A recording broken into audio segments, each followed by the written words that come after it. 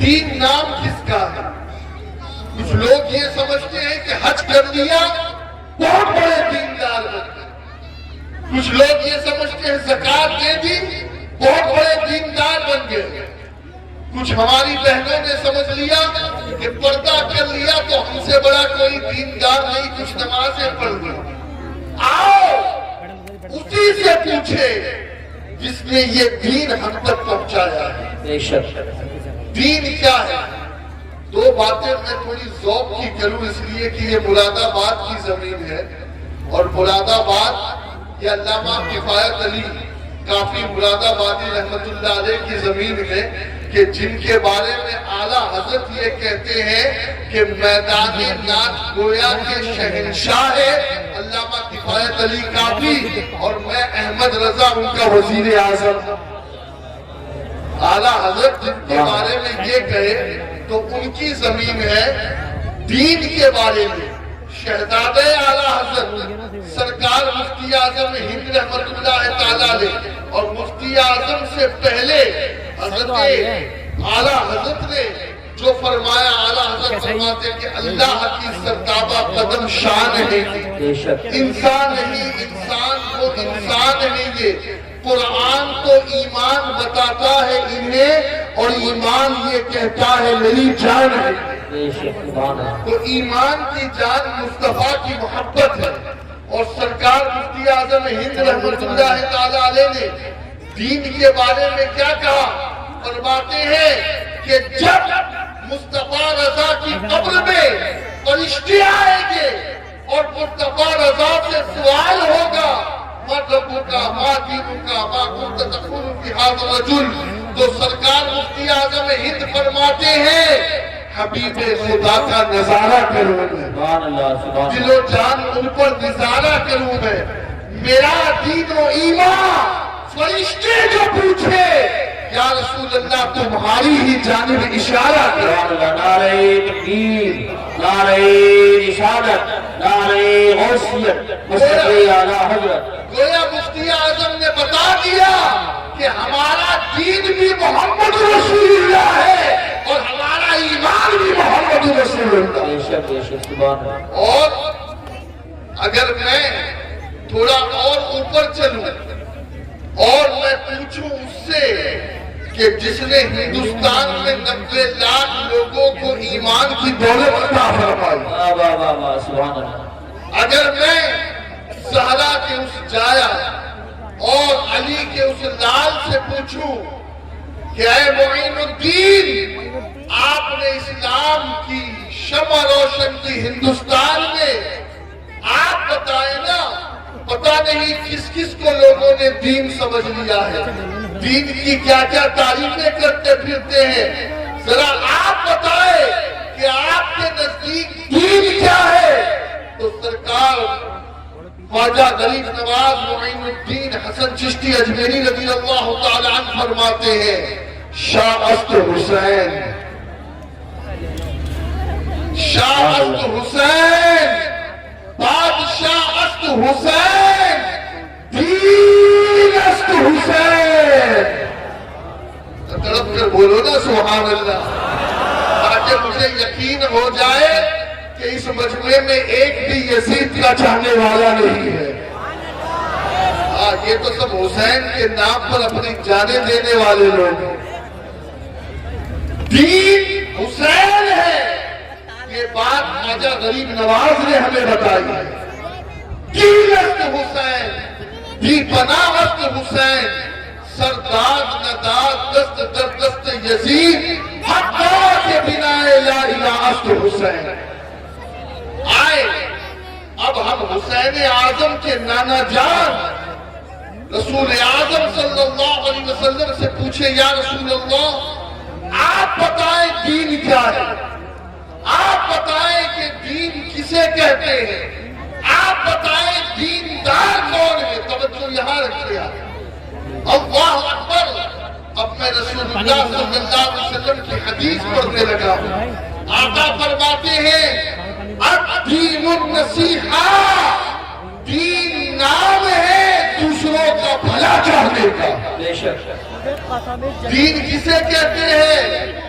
دین کہتے ہیں لوگوں کا بھلا کرنا، بھلا چاہنے۔ آج اگر ہمارے دل میں کسی کے لیے برائی کا جذبہ موجود ہے، اور آج اگر ہم کسی کا برا چاہنے والے ہیں، تو سمجھ لو ہم سب کچھ تو ہو سکتے ہیں لیکن دیندار نہیں ہو سکتے۔ بے شک بے شک دیندار وہی ہے جو لوگوں کا بھلا کرے، دین اسی کو کہتے ہیں جو لوگوں کو سہولت پہنچائے۔ میرے پیارے آقا علیہ الصلوۃ والتسلیم کے پیارے دیوانوں، اللہ اکبر، میرے آقا علیہ الصلوۃ والتسلیم نے فرمایا کہ راستے سے پتھر ہٹا دینا یہ بھی صدقہ ہے۔ بے شک پتہ یہ چلا کہ جو دین راستے کا پتھر ہٹانے کے لیے ان کے ماننے والوں کو کہہ رہا ہے، وہ دین بم برسانے کی کب تعلیم دے گا؟ بے شک وہ دین کسی کو ناحق قتل کرنے کی کب تعلیم دے گا؟ ہمارا دین خیر خواہی کا نام ہے، دین لوگوں کا بھلا چاہنے کا نام ہے۔ اور بس اب اخیر میں قرآن پاک کی چند آیات پڑھ کر کے دین کے بارے میں تھوڑا سا آپ کے اور میرے ذہن کو قریب کر دوں، تاکہ اللہ کرے کہ آپ اور ہم دیندار بن جائیں، صرف ہمارا ظاہر ہی دین نہ ہو بلکہ باطن بھی ہمارا دیندار بنے، ہماری روح بھی دیندار بنے۔ میرے پیارے آقا علیہ الصلوۃ والتسلیم کے پیارے دیوانوں، اب آئے ہم اللہ سے پوچھتے ہیں، اے اللہ تیرے نزدیک دیندار کون ہے؟ تیرے نزدیک دیندار کون ہے؟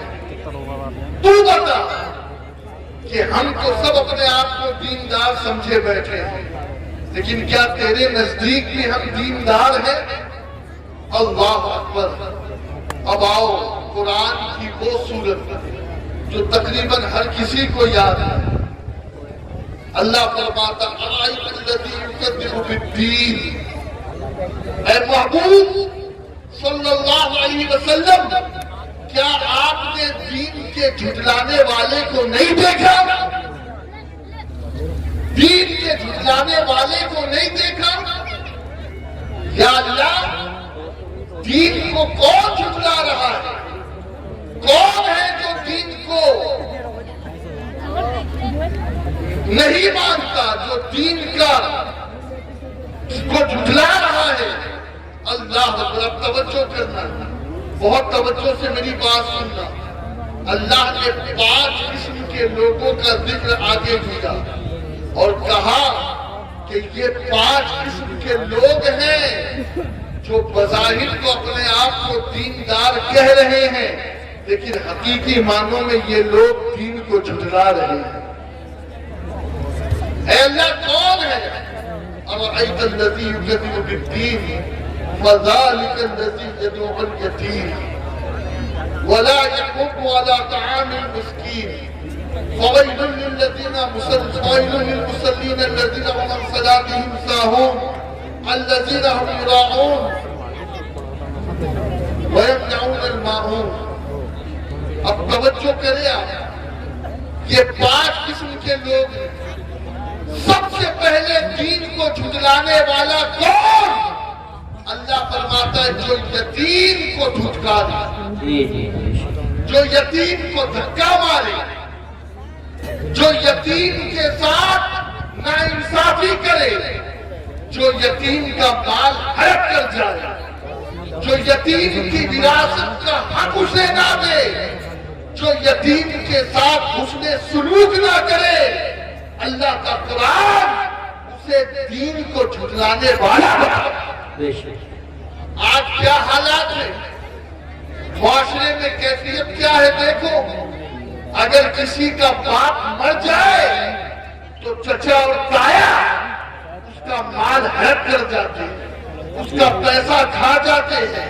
اس بچے کے اندر شعور تو ہے نہیں، عمر کم ہے، تو نہ اس بیوہ کو کچھ ملتا ہے نہ اس یتیم کو کچھ ملتا ہے، اور پھر جناب مسجدیں بنا رہے ہیں، جناب مدرسے بنا رہے ہیں، گھر کے لوگ محتاج ہیں اور مسجدیں اور مدرسوں کی تعمیر کی جا رہی ہے۔ سن لو،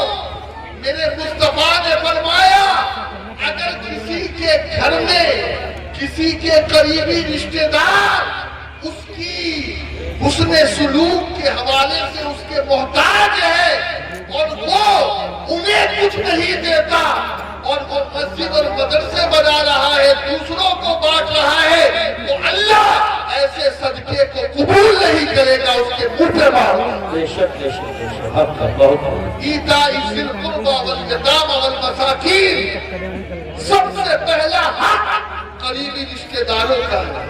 ارے قرآن کو قریبی رشتہ داروں کو دینے کی بات کر رہا ہے اور یہاں تک کہہ رہے ہیں مصطفیٰ کہ اگر کوئی قریبی رشتہ داروں کو جو محتاج ہے انہیں چھوڑ کر اللہ کی راہ میں صدقہ کرتا پھرے تو وہ صدقہ اللہ اس کے منہ پہ مار دے گا, قبول نہیں ہوگا.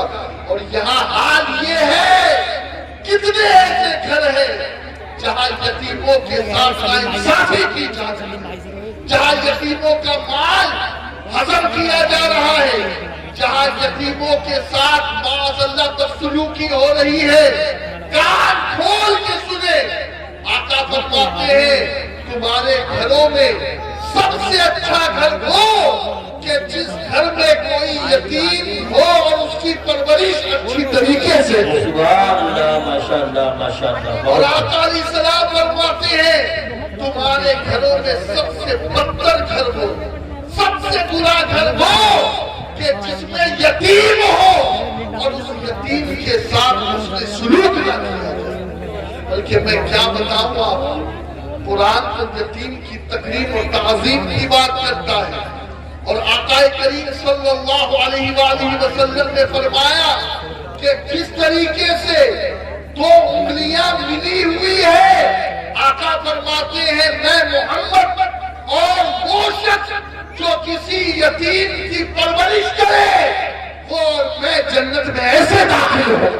سبحان اللہ, ماشاءاللہ ماشاءاللہ. آج بڑی معذرت کے ساتھ اچھے اچھے لوگوں کو دیکھا گیا ہے, اچھے اچھے دیندار کہلانے والوں کو دیکھا گیا ہے کہ ان کے نزدیک یتیم کی کوئی اہمیت نہیں, یتیم کی کوئی وقت نہیں, یتیم کی کوئی حیثیت نہیں, اور یتیم کو معاذ اللہ حقارت کی نظر سے دیکھا جائے.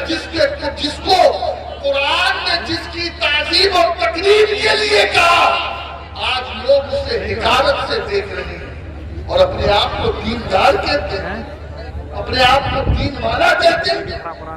سنو اور اچھی طریقے سے سنو. ایک مرتبہ میرا جانا ایک اناث آشرم میں ہوا. اب اناث آشرم کا لفظ سن کر ہی آپ سمجھ گئے ہوں گے کہ میں کہاں گیا تھا. میں نے وہاں دیکھا کم و بیش 100 سے 150 بچے اور بچیاں, اور ان میں جب میں نے ان سے پوچھا کہ کیا یہاں مسلم بچے اور مسلم بچیاں بھی ہیں, تو انہوں نے مجھے جواب دیا کہ ہاں ہمارے وہاں کم و بیش 30 سے 35 مسلم بچے اور مسلم بچیاں بھی ہیں. خیر, جب میں وہاں سے پلٹا تو میری آنکھوں سے آنسو آئے, میں رونے لگا. وجہ کیا؟ اس لیے کہ میں نے جب اس آشرم کا ماحول دیکھا تو میں اس نتیجے پر پہنچا کہ جتنے بھی مسلم بچے یا مسلم بچیاں اس آشرم میں ہیں, پڑھ رہے ہیں, جو یتیم جو پرورش پا رہے ہیں, ان میں سے شاید کہ کسی کا دین باقی رہ سکے. وجہ یہ کہ صبح ہوتی ہے تو شرک سے, دوپہر شرک کی تعلیمات دی جاتی ہے, شام ہوتی ہے تو پھر شرکیہ ماحول ہوتا ہے, اور جہاں کوئی عالم دین نہ ہو, جہاں کوئی مسلم ٹیچر نہ ہو, پھر وہاں ان 35 بچوں کا تو بس اللہ ہی حافظ ہے.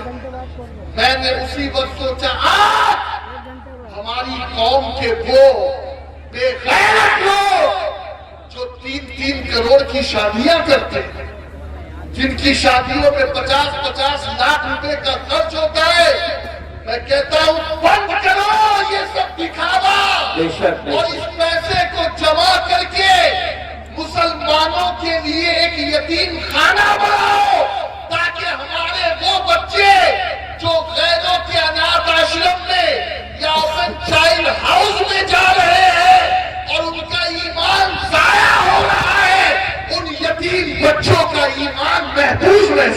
شک نعرہ تکبیر نعرہ قیامت کے رسالت دن ہمیں جواب نہیں دینا پڑے گا. یہ جو مرتد ہو رہے ہیں، یہ جو دین سے پھر رہے، آپ کو پتہ ہے کسی کو کلمہ پڑھانے کا اتنا ثواب نہیں ہے جتنا ثواب کسی مسلمان کو مرتد ہونے سے بچانے کا. بے شک بے شک. اسی لیے تو اہل سنت مناظر اہل سنت حضرت علامہ حشمت علی خان صاحب رحمت اللہ تعالیٰ علیہ سے کسی نے جب پوچھا تھا کہ تم بہت زیادہ اعلیٰ حضرت کہتے ہو، تو تمہارے اعلیٰ حضرت مولانا احمد رضا نے کتنوں کو مسلمان بنایا؟ تو مولانا حشمت علی خان صاحب نے یہی جواب دیا تھا، نادان کیسا سوال ہے کہ انہوں نے کتنوں کو مسلمان بنایا؟ ارے یہ پوچھ کہ انہوں نے کروڑوں مسلمانوں کو کافر ہونے سے بچا دیا. اللہ سبحان اللہ. بے شک. یہ احسان ہے امام احمد رضا کا. کیا بات سمجھ میں آئی کہ کسی کو مرتد ہونے سے بچانا یہ بہت بڑا ثواب ہے. اور میں اگر آپ کے پیر پڑ سکتا اور ہاتھ جوڑ سکتا تو وہ بھی میں کر لوں. مت کرو یہ فضول خرچیاں. اس وقت قوم مسلم کو پیسوں کی ضرورت ہے اور ان پیسوں کے ذریعے سے ایسے یتیم خانے بناؤ، مسلمانوں کی کالجز ہو، مسلمانوں کی یونیورسٹیز ہو، مسلمان دینی ادارے کے ساتھ ساتھ دنیاوی تعلیمی ادارے بھی قائم کرے تاکہ ہمارے بچے جو غیروں کی اسکول اور کالجز میں جا کر کے اپنا ایمان برباد کر رہے ہیں ان کا ایمان محفوظ ہو سکتا ہے میری بات کسی کو بری لگے، لیکن یاد رکھیں آپ کو برا لگے یا اچھا لگے مجھے اس کی پرواہ نہیں، کیونکہ مرنے کے بعد مجھے اللہ کی بارگاہ میں جواب ہے. اور قوم کے ان پیسے والوں سے، ان سرمایہ کاروں سے، ان تاجروں سے میں کہنا چاہتا ہوں خدا کے لیے مسجد مدرسے یقیناً بناؤ. یہ تو ہماری بھکتی میں یہ تو کبھی ہم سے چھوٹ ہی نہیں سکتا، لیکن اب ضرورت ہے کہ جب ہماری بچیوں کا نقاب چھینا جا رہا ہے یونیورسٹی میں، جب ہماری بچیوں کی آبرو ریزی کی جا رہی ہے اسکول اور کالجز میں، تو اب ذمہ داری ہے کہ مسلمانوں کی بچیوں کی کالجز ہم بنائیں کہ وہاں پر ہماری بچیاں پردے کے ساتھ بھی جائے، علم دین بھی حاصل کرے، علم دنیا بھی حاصل کرے اور ان کی آبروئیں بھی محفوظ رہیں. بے شک بے شک. بہت اچھا پیغام ہے سید صاحب. بلکہ ایک بات میں یہاں پر اور کہنا چاہتا ہوں، بات نکلی ہے تو عرض کر دیتا ہوں. بہت خبریں چل رہی ہیں، بہت سارے ڈاکو اور بہت ساری ظلم دیویاں ہمارے معاشرے میں گھوم رہی ہے. عورتوں کے بیچ جاتی ہے، یہ لوگ 10,000 کا قرض، یہ لوگ 15,000 کا قرض، 1 مہینے بعد دے دیتے، 2 مہینے بعد دے دیتے. آپ نے 2 مہینے بعد 20,000 کا قرض دیا تو پھر اس نے 50,000 کا قرض دے دیا، کہا اور بعد میں دے دینا. پھر معاملہ یہاں تک چلا کہ پھر انٹریسٹ اور اس قسم کی، اور پھر دوستو باتیں بہت دور تک نکلی ہے. مرد تک یہ باتیں عورتیں آنے بھی نہیں دیتی. وجہ یہ ہے کہ اس قرض دینے والے اس ادارے کی پالیسی یہ ہے کہ وہ کسی مرد کو اس میٹنگ میں آنے کی اجازت ہی نہیں دیتا. وہاں صرف مسلم یا غیر مسلم خواتین ہی ہوتی ہے. اور پھر دوستو اس پیسے چکانے کے چکر میں صرف پیسے نہیں جاتے، آبروئیں بھی نیلام ہوتی ہے. اور اللہ معاف کرے جو آبروؤں کا سودا نہ کرے پھر ان بچیوں کو جان سے بھی جانا پڑتا ہے. آج معاشرے میں یہ ہو رہا ہے. ہاں بلکہ ایک آدمی تو مجھے رو کر کے بتا رہا تھا کہ یہ بات ہماری آنکھوں دیکھی ہے کہ ایک شخص اپنے چھوٹے سے بچی کو گود میں لے کر کے وہ گھر کے باہر نکلا اور ایک درندہ اس کی بیوی کے ساتھ گھر میں داخل ہوا صرف اس لیے کہ تھوڑی سی دنیا کی لالچ کی وجہ سے اس بہن نے قرض لے لیا. میں کہتا ہوں کیا ضرورت ہے تمہیں؟ ارے میری بہنوں سنو سنو، آپ کے لیے رول ماڈل اگر ہے تو سیدہ زہرا پاک کی زندگی ہے، سبحان اللہ، ام المومنین سیدتنا خدیجہ الکبریٰ اور عائشہ صدیقہ کی زندگی ہے۔ ارے دیکھو نا، 3 دن ان کے گھر میں چولہے نہیں جل رہے، پھر بھی صبر و شکر سے زندگی گزاری۔ آج اللہ نے کیا کمی دے رکھی ہے تمہیں؟ لالچ، دکھاوا، کمپٹیشن۔ اس کی بیوی کے پاس کار ہے، میں بھی اپنے شوہر کو کار کے لیے فورس کروں۔ اس کے پاس اتنا زیور ہے، میں بھی زیور پہنوں۔ وہ اتنے قیمتی لباس پہن رہی ہے، میں بھی پہنوں۔ اتنے قیمتی جویلری۔ میں کہتا ہوں اے میری بہنوں، قبر کی مٹی میں جا کر کے تمہیں سونا ہے، اور جب قبر میں جاؤ گی تو نہ سونا ساتھ آئے گا، نہ جویلری ساتھ آئے گی، تمہارے اعمال تمہارے ساتھ آئے گے۔ دنیا کی لالچ میں مت پھنسو۔ یہ جو ڈاکو اور یہ جو ڈکیت معاشرے میں پھر رہے ہیں تمہیں لون دینے کے نام پر، یہ لون نہیں ہے، یہ تمہیں مرتد بنانے کی سازشیں ہیں، یہ تمہاری آبروؤں کو لوٹنے کا ایک پلان ہے، یہ تمہاری عزتوں کو داؤ پر لگانے کا ایک منصوبہ ہے۔ اور میں یہاں پر ایک چیز کہوں گا، ہماری قوم کے ان پیسے والوں سے کہوں گا، جب سود کے دلدل میں پھنس کر کے کئی بچے کئی بچیاں خودکشی کر رہے ہیں اور اپنے ہاتھ جان سے بھی ہاتھ دھو رہے ہیں، اور کچھ جگہوں پر معاذ اللہ ان کی آبروؤں کا بھی سودا ہو رہا ہے، کیا اس وقت ضروری نہیں ہے کہ ایک ایسا ادارہ ہم قائم کریں کہ اس ادارے میں آئے کوئی غریب بچہ، کوئی غریب بچی، کسی کے گھر میں شادی کی ضرورت ہے، کسی کے گھر میں کوئی اور پریشانی ہے، کسی کے گھر میں کوئی بیمار ہے، علاج کے لیے پیسہ نہیں، تو اس جگہ پر بغیر سود کے ان مسلمان بچیوں کو قرضہ دیا جائے۔ بہت اچھا پیغام ہے، بے شک قرضہ دیا جائے۔ میں یہ نہیں کہہ رہا ہوں دان کرو، ایک میعاد مقرر کرو، اس لیے کہ دوسری طرف اس قرضے کے نام پر جو کچھ ہو رہا ہے وہ ہماری نگاہوں کے بہت ساری باتیں تو ایسی ہیں، چونکہ یہاں پر میری ماں بہنیں بھی بیٹھی ہے تو میں مائک پر وہ باتیں کہہ بھی نہیں سکتا کھل کر، لیکن سنو، اس درد کو محسوس کرو۔ آپ یہ مت دیکھو کون بول رہا ہے، میں تو ایک بے مایا ہوں، فقیر بے ہنر ہوں، سکے بارگاہ غوثیت آپ کا، لیکن بس میرا جو درد ہے نا، اس درد کو سمجھنے کی کوشش کرو۔ آج سود کے کاروبار نے پورے معاشرے کو بدحال کر دیا ہے۔ بے شک بے شک، نکلو اس بلا سے، نکلو اس مصیبت سے، نکلو اس آفت سے، اور یاد رکھو 2 ایسے لوگ ہیں جن کے بارے میں اللہ خود اعلان جنگ فرماتا ہے۔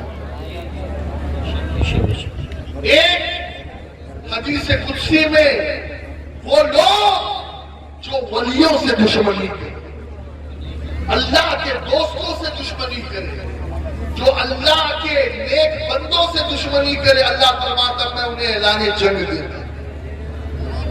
اور دوسرا وہ جو سود کا لین دین کرتا ہے، بیاج کا کاروبار کرتا ہے، آج فیشن بن چکا ہے، بلکہ معاف کرنا، یہ تو میں نے ان اداروں کی طرف اشارے کیے کہ جو ادارے غیروں کے ہیں، لیکن ہمارے بہت سارے پونجی پتی مسلمان بھی ایسے ہیں کہ جن کے گھر کا گزر بسر ہی اس وقت سود کے پیسوں پہ چل رہا ہے۔ تمہیں شرم نہیں آتی؟ تمہیں حیا نہیں آتی؟ اللہ فرماتا ہے کہ جو سود کا لین دین کرے گا میں رب سے اعلان جنگ کروں، نہ دنیا میں سلامت رہ پاؤ گے نہ آخرت تمہاری اچھی ہوگی، اس لیے کہ اللہ جسے اعلان جنگ دے کیا وہ کر سکتا؟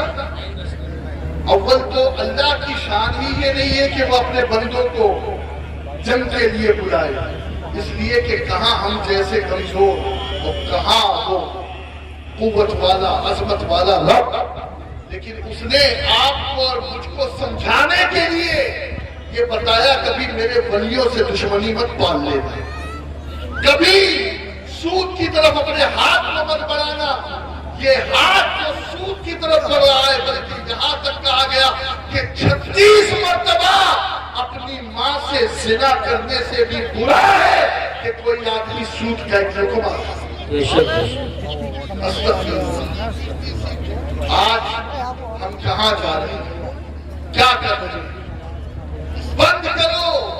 اللہ نے سود کو حرام کیا، تجارت کو حلال کیا، اور جسے اللہ نے حرام کیا اس میں کبھی برکت ہو ہی نہیں سکتی، اور جسے اللہ نے حلال کیا اس کی برکت کو کوئی روک ہی نہیں سکتا۔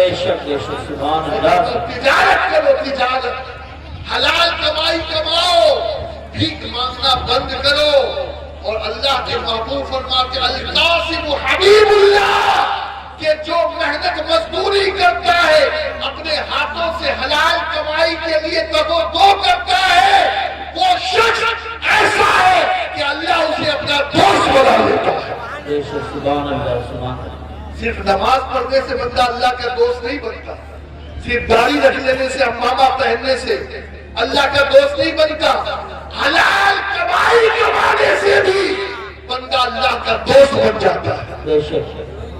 ہاں، تو میں عرض یہ کر رہا تھا کہ دیندار کی پہلی صفت قرآن نے بیان کی، کیا بیان کی؟ کہ وہ یتیم کو دھتکارتا نہیں۔ اگر ہم کسی یتیم کو حقارت سے دیکھ رہے ہیں تو معاف کرنا، قرآن کی نظر میں ہم ابھی دین سے دور ہیں،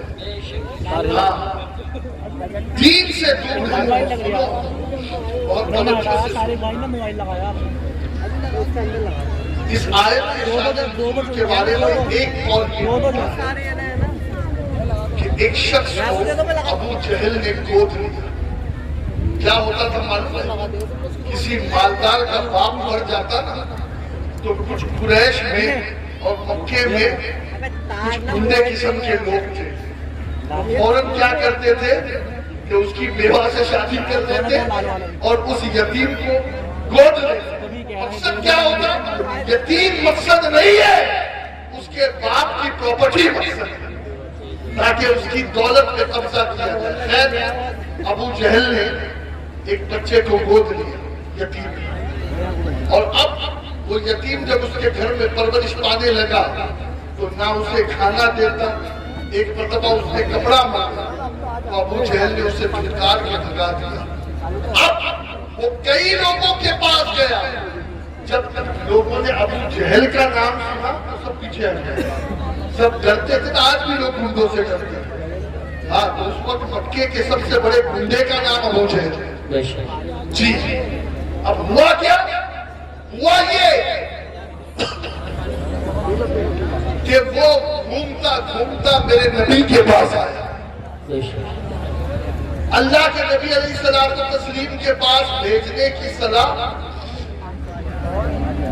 ابو جہل ہی کے دوستوں نے تھے، اور کہا ابو جہل اب جب محمد اس کے ساتھ میرے پاس آئے نا تو خوب معاذ اللہ محمد کو ذلیل کرنا، استغفراللہ، یہ منصوبہ تھا۔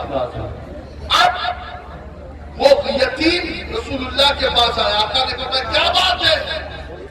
کہا آپ کون ہیں؟ کہا میں محمد ہوں۔ کہا ایسے ایسے فلاں مکے کے ایک شخص نے میرے باپ کے مرنے کے بعد میرے باپ کی دولت پر قبضہ کر لیا اور مجھے حفاظت میں لے لیا، لیکن میرا حق مجھے نہیں دیتا۔ آقا نے کہا چل میرے ساتھ۔ حضور نے یہ نہیں پوچھا کہ تو نے کلمہ پڑھا یا نہیں پڑھا، تیرا باپ کلمہ پڑھتا تھا یا نہیں پڑھتا تھا۔ ہاں، میرے نبی نے بتا دیا کہ اگر بات انصاف کی ہے تو محمد ہر انسان کے ساتھ چلنے کو تیار۔ ہمارا نبی کتنا عظیم ہے یار، کتنا عظیم ہے۔ اب اللہ کے نبی صلی اللہ علیہ وسلم اس بچے کے ساتھ ابو جہل کے گھر پہنچے۔ ابو جہل نے پوچھا کون؟ کہا میں محمد۔ کہا کیسے آنا ہوا؟ کہا تم نے یہ یتیم کا مال جو ہڑپ لیا ہے، اس کا مال اسے دو۔ ابو جہل بھیگی بلی بن گیا، فوراً گیا اور وہ مال لے کر کے رسول اللہ صلی اللہ علیہ وسلم کی بارگاہ میں پیش کیا۔ حضور نے وہ مال لیا اور اس یتیم کو دیا اور آقا پلٹ گئے۔ اب جب ابو جہل اپنے دوستوں کے پاس گیا تو ان کے دوستوں نے ابو جہل کو تانا دیا، کیا تو نے بھی محمد کا کلمہ پڑھ لیا؟ کیا تو نے بھی معاذ اللہ ان کے دین کو قبول کر لیا؟ بڑی بڑی ڈھینگے مارتا تھا۔ ارے جب ہمارا پلان یہ تھا کہ ہم محمد کو ذلیل کریں گے تو تو نے وہ مال لوٹایا کیوں؟ تو نے محمد کی بات مانی کیوں؟ وہ ابو جہل کیا کہتا ہے سنو، وہ کہتا ہے ارے جب محمد میرے پاس آئے صلی اللہ علیہ وسلم، آپ پڑھ لیا کریں، ہاں حضور کا جب بھی نام آئے تو کیا کریں؟ کیا کہیں؟ صلی اللہ علیہ وسلم۔ حضور فرماتے جو میرا نام آئے اور مجھ پر درود پڑھنا بھول گیا تو وہ جنت کا راستہ بھول گیا۔ اللہ اکبر۔ تو حضور کا جب بھی نام آئے تو ذرا بلند آواز سے کہہ دے صلی اللہ علیہ وآلہ وسلم۔ اب ہوا یہ کہ ابو جہل کہتا ہے کہ جب وہ آیا اور اس نے کہا کہ یتیم کا مال واپس کر، تو میں نے دیکھا کہ اس کے ساتھ اس کے پیچھے ایک شیر تھا، سامان صحیح ہے، اور اس نے اپنا منہ کھولے رکھا تھا۔ اگر میں منع کر دیتا تو وہ شیر میرا کچومڑ کر دیتا، لہذا میں ڈر کر کے میں نے وہ مال واپس کر دیا، اور اگر میں مال واپس نہ کرتا تو وہ شیر چیر پھاڑ دیتا۔ اللہ آقا علیہ السلام کی اللہ نے مدد کی ہے روح کے ذریعے سے۔ جی حضور کی شان میں یہ ہے، حضور فرماتے مجھے اللہ نے نبیوں پر 6 باتوں میں فضیلت دی۔ فرماتے سب سے پہلے تو یہ کہ اللہ نے مجھے جوامع الکلم عطا کیا۔ ہاں، جوامع الکلم سے مراد قرآن بھی، اور ایک تفسیر یہ ہے کہ حضور علیہ السلام کم بولتے تھے لیکن حضور کے چند جملے کروڑوں تقریروں پہ بھاری ہوتے تھے، دوسروں کی کروڑوں باتوں میں بھاری ہوتے تھے۔ جوامع الکلم عطا کیا۔ آقا فرماتے اور اللہ نے ایک شرط مجھے یہ دیا ہے کہ میری امت کے لیے مال غنیمت کو حلال کر دیا۔ ایک اور شرط اللہ نے مجھے یہ دیا ہے کہ ساری مخلوق کی طرف مجھے نبی بنا کر کے بھیجا گیا۔ ایک شرط اللہ نے مجھے اور یہ دیا ہے کہ میرے لیے پوری روئے زمین کو مسجد بنا دیا گیا ہے۔ آپ کو پتا ہے پہلے جو انبیاء تھے ان کی امتیں تھی نا تو مخصوص معبد کرتے تھے، عبادت خانے تھے، وہ وہی نماز پڑھ سکتے تھے، عبادت کر سکتے تھے۔ ہاں وہ اور جگہوں پر عبادت کرنے کی انہیں اجازت نہیں تھی، لیکن قربان جائیں نبی پر اور نبی کے صدقے اس امت پر کہ اللہ نے اس امت کے لیے زمین کا چپا چپا سجدہ گاہ بنا دیا ہے۔ اب ضروری نہیں ہے کہ آپ مسجد میں نماز پڑھو گے تبھی وہ ہوگی۔ اگر یہاں نماز عصر کا وقت ہو گیا اور سب یہی پر نماز پڑھ لے تو یہ جگہ بھی اللہ نے سجدہ گاہ بنائی۔ ایک بات یہاں پر میں بتا دوں کہ جہاں سجدے کیے جاتے ہیں پھر وہاں زنا نہیں کیا، جہاں سجدے کیے جاتے ہیں وہاں پر نگاہی نہیں کی جاتی، جہاں سجدے کیے جاتے ہیں اس زمین پر پاپ۔ آپ اشارہ یہ بھی مل رہا ہے کہ پوری روئے زمین سجدہ گاہ ہے، تو اے اللہ کے بندے خبردار زمین کے کسی خطے پر کبھی کوئی گناہ نہ کرنا۔ اللہ ہر جگہ دیکھ رہا ہے، تو اللہ نے رعب کے ذریعے سے رسول اللہ کی مدد فرمائی۔ 1 مہینے دور ہوتے میرے نبی، 1 مہینے پر حضور نے فرمایا مجھے اللہ نے آخری نبی بنایا۔ یہ بھی ایک شان ہے حضور کی۔ تو رعب حضور کا ایسا تھا کہ 1 مہینے کی مسافت پر میرے نبی ہوتے اور دل بیٹھنے لگتا سامنے والے۔ یہ حضور کی ہیبت تھی، یہ حضور کا رعب تھا، یہ حضور کا دبدبا تھا۔ اللہ اکبر۔ تو میں عرض یہ کر رہا تھا کہ ابو جہل نے کہا میں نے اس طریقے سے پیسے واپس کر دیے یتیم کے۔ تو پہلی بات کیا ہوئی؟ ألم تر كيف فعل ربك بأصحاب الفيل أرأيت الذي يكذب بالدين فذلك الذي يدعو اليتيم. وہ جو یتیم کو دھتکارے وہ دین کو جھٹلانے والا ہے. بے شک. بول دیجئے کون ہے وہ دین کو جھٹلانے والا؟ ہاں، یہ میں اس لیے آپ سے بلوا رہا ہوں تاکہ آپ بھی سمجھ سکے کہ دیندار کسے کہتے ہیں. بے شک. اور حقیقی معنوں میں دیندار ہوتا کون ہے؟ دینداروں کے نزدیک یتیموں کی بڑی اوقات ہے، بڑی قدر ہے، بڑی منزلت ہے. بلکہ آقا نے فرمایا کہ اگر کوئی یتیم کے سر پہ شفقت کا ہاتھ پھیرے نا تو اس کے سر پہ جتنے بال ہیں اللہ اسے اتنی نیکیاں عطا فرماتا ہے. بے شک. بے شک. سبحان اللہ. اور میں عرض کرنا چاہوں گا کہ جو یتیم ہے نا، یتیم اسی کو یتیم کہا جائے. کئی جگہوں پر کچھ غیر یتیم کو بھی یتیم کہہ کر کے بلا دیا جاتا ہے. یہ بھی نہ، ہاں، اس لیے کہ اللہ سب جانتا ہے. بے شک. ٹھیک ہے، تو یتیموں کے لیے ہمیں کچھ کرنا ہے. دوسرے نمبر پر اللہ نے فرمایا کہ جو مسکین کو کھانا دینے کی رغبت نہ کرے. جی جی. مسکین کو کھانا دینے کی رغبت نہ کرے. رأيت الذي يكذب فذلك الذي يدعو اليتيم ولا يحض على طعام المسكين. پتہ یہ چلا کہ جو پیٹ بھر کر کھائے اور مسکینوں کو بھول جائے ایسا آدمی بھی دیندار نہیں ہو سکتا. بلکہ جانتے ہیں مصطفیٰ جان رحمت صلی اللہ علیہ وسلم نے کیا فرمایا؟ آقا علیہ الصلوۃ والتسلیم فرماتے ہیں کہ جو پیٹ بھر کر کے کھائے اور سو جائے اور اس کا پڑوسی بھوکا سوئے ایسا شخص کامل مومن نہیں ہے. بے شک. ایسا شخص کامل مومن نہیں ہے. ہاں، آج کچھ لوگوں نے تو یہ سمجھ لیا نا بس نماز پڑھو بس یہی دین ہے. نہیں نہیں، پہلی تو بات فرمائی گئی کہ یتیم کی تکریم ہے.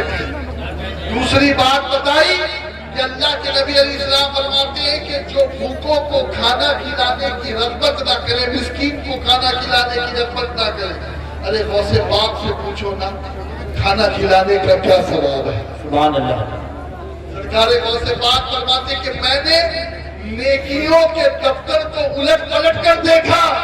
بے شک. نیکیوں کے دفتر کو الٹ پلٹ کر دیکھا. فرمایا کھانا کھلانے سے بہتر مجھے کوئی عمل نظر ہی نہیں آیا. سبحان اللہ. سبحان اللہ. ماشاء اللہ. کھانا اور اسی لیے آپ اجمیر شریف چلے جائیں، بغداد شریف چلے جائیں، کلیر شریف چلے جائیں، مہرولی شریف چلے جائیں، آپ جہاں بھی جائیں گے ہر آستانے پہ آپ کو ولیوں کے وہاں لنگر نظر آئے. سبحان اللہ. سبحان اللہ. اسی لیے کہ وہ کھانا کھلانے کے بہت شوقین تھے. اور دوستوں یاد رکھو کسی کو کھانا کھلانا یہ کتنا بڑا ثواب ہے، کتنا بڑا ثواب ہے. آقا علیہ الصلوۃ والتسلیم تو فرشتوں نے ابھی معراج کی رات گزری ہے تو معراج کی رات فرشتوں کے کچھ سوالات تھے. ان میں سے ایک سوال یہ بھی تھا کہ اللہ رب العزت نے فرمایا کہ امت محمدیہ کہ کچھ لوگ ایسے ہوں گے کہ جن کے گناہ پہاڑوں جیسے ہیں، لیکن ہوگا یہ کہ اللہ ان کے گناہ معاف کر دے گا اور اس پہاڑ جیسے گناہ کو پہاڑ جیسی نیکی میں بدل دے گا. سبحان اللہ. ماشاء اللہ. ماشاء اللہ. پہاڑ جیسی نیکی میں بدل دے گا. اللہ اکبر. اب فرشتوں کے ذہن میں یہ بات گردش کر رہی ہے کہ گناہ نیکی میں بدل جائے اور پہاڑوں جیسے نیکی کو اللہ گناہ کو پہاڑوں جیسی نیکی میں بدل دے گا. آخر اس امت میں ایسا ہے کیا؟ جب رسول اللہ صلی اللہ علیہ وسلم معراج کی رات پہنچے تو حاملان عرش کو فرشتے تھے. انہوں نے حضور سے سوال کیا. آقا علیہ الصلوۃ والتسلیم نے فرمایا میری امت کے لوگ 3 کام کریں گے. ایک یہ کہ وہ ایک دوسرے کو سلام کریں گے. नंबर 2, वो भूखों को खाना खिलाएंगे, तो बोलो सुभान अल्लाह। सुभान अल्लाह। और नंबर 3, जब लोग सो रहे हैं उस वक्त उठ करके नमाजें पढ़ेंगे, तो जिसके अंदर ये 3 अमल आ जाए, जो इन 3 अमाल का पाबंद हो जाए, तो अल्लाह उसकी तौबा भी कबूल करेगा और उसके पहाड़ों जैसे गुनाह को पहाड़ों जैसी नेकियों में बदल देगा। सुभान अल्लाह। नारे तकबीर, नारे रिसालत, नारे गौसियत, मसलकी आला हज़रत। बस अब जल्दी जल्दी अपनी बात खत्म कर बैठे रहो, बैठे रहो। अभी जब आएंगे तो हम खड़े होंगे, आप बैठे रहेंगे। मैंने पहले ही अर्ज किया बैठ जाओ यार। था। तीसरी बात अल्लाह के कुरान में ये बयान है,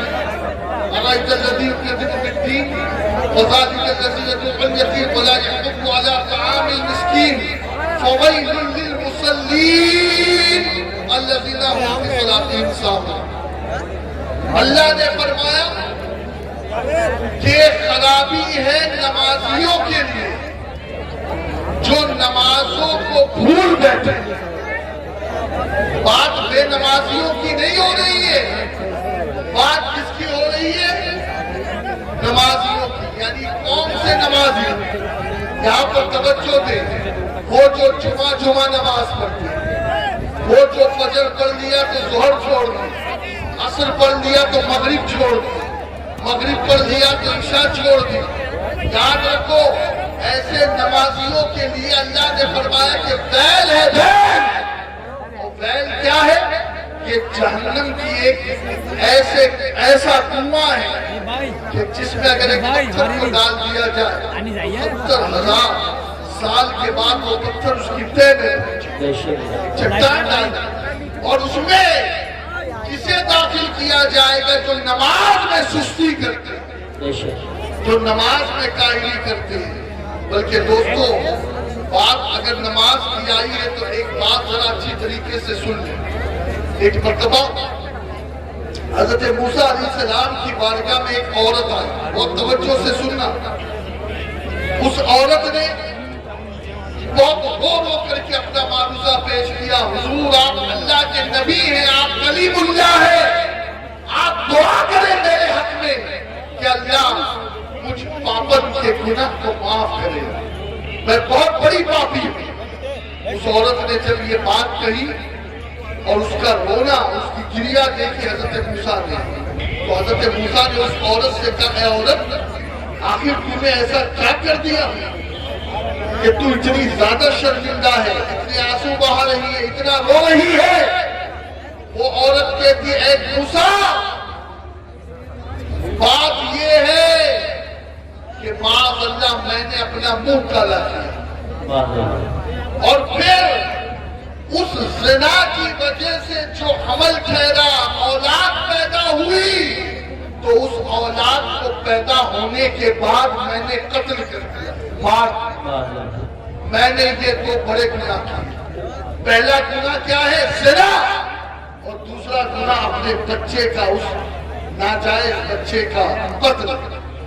अल्लाह अकबर। जैसे ही हजरत मूसा अलैहिस्सलाम ने ये बात सुनी, आप जलाल में आ गए, फरमाया औरत निकल जा मेरी महफिल से, निकल जा मेरी बारगाह से, दूर हो जा मुझसे, कहीं ऐसा ना हो कि तेरे गुनाह की नहुसत की वजह से अल्लाह का अज़ाब नाज़िल हो और कहीं मैं भी उसमें जो है वो गिरफ्तार ना हो जाऊं। यहाँ पर मैं मेरी बहनों से एक बात कहूंगा, भाइयों से एक बात कहूंगा कि ज़िना इतना बड़ा पाप है कि मूसा जैसे नबी ज़ानी से करीब बैठने को तैयार नहीं। और क्या कह रहे कि ज़ानी पर जो अल्लाह का अज़ाब उतरता है वो इतना खतरनाक है, इतना खतरनाक है कि मैं उसी अज़ाब की वजह से तुझे दूर होने के लिए कह रहा हूं। खुदा के लिए अपने आप को गुनाहों से बचाओ, अपने आप को बुरे आमाल से बचाओ। कोई देखे या ना देखे, अल्लाह देख रहा है। जब वो औरत चली गई तो जनाबे जिब्रील अलैहिस्सलाम तशरीफ लाए اور حضرت موسیٰ علیہ السلام سے جبریل علیہ السلام نے فرمایا کہ اے موسیٰ وہ جو عورت آپ کے پاس آئی تھی آپ نے اسے واپس کیوں بھیج دیا؟ واپس کیوں بھیج دیا؟ تو جناب موسیٰ علیہ السلام نے فرمایا کہ بات اتنی ہے کہ اس عورت کے گناہ بہت بڑے تھے۔ کہا اس کے کیا گناہ تھے؟ کہا ایک تو یہ کہ وہ عورت زانیہ تھی، نمبر 2 اس نے اپنے بچے کو قتل کیا، قاتلہ تھی، اسی لیے میں نے اسے دور کر دیا۔ اب توجہ سے سننا اغوان پور والوں، بہت توجہ سے سننا۔ حضرت جبریل عرض کرتے ہیں کہ اے موسیٰ کیا میں تمہیں اس آدمی کے بارے میں، اس عورت کے بارے میں خبر نہ دوں کہ جس کا گناہ اللہ کے نزدیک اس عورت کے گناہ سے بھی زیادہ ہے؟ اللہ جناب موسیٰ نے فرمایا اے جبریل بھلا اس عورت کے گناہ سے بڑا کس کا گناہ ہو سکتا ہے؟ اس عورت کے پاپ سے بڑا کس کا پاپ ہو سکتا ہے جو بچے کے قتل کرنے والا، جو معاذ اللہ زانیہ ہے؟ اللہ اکبر۔ اب توجہ سے سنو، جبریل امین فرماتے ہیں کہ اللہ کے کلیم بات یہ ہے کہ اس عورت سے بڑا گناہ اس کا ہے جو ایک وقت کی نماز جان بوجھ کر کے قضا کر دے۔ اللہ کے نزدیک زنا کرنے سے بڑا گناہ ایک وقت کی نماز، قتل کرنے سے بڑا گناہ ایک وقت کی نماز چھوڑنا ہے۔ اور آج مسلمان بالکل بے فرق اعلانیہ طور پر نمازوں کو قضا کرا۔ ماہ رمضان آئے گا تب کچھ لوگوں کے چہرے پر داڑیاں بھی آئے گی، سر پر ٹوپیاں بھی آئے گی اور مسجدیں بھی بھرے گی، لیکن جب تک کہ رمضان کا چاند نظر نہیں آئے گا یہ مسلمان مسجد میں جانے کے لیے تیار ہے۔ خدا کے لیے اپنی روش کو بدلو، اور اللہ کے نبی علیہ السلام پر جو قرآن اترا تو اس میں دین کے جھٹلانے والے کی جو تیسری علامت بیان کی گئی وہ یہی بتائی گئی کہ جو نمازوں میں غفلت کرے وہ دین کو جھٹلانے والا ہے۔ نمبر 4 آواز کا کیا ہوا؟ اللہ فرماتا ہے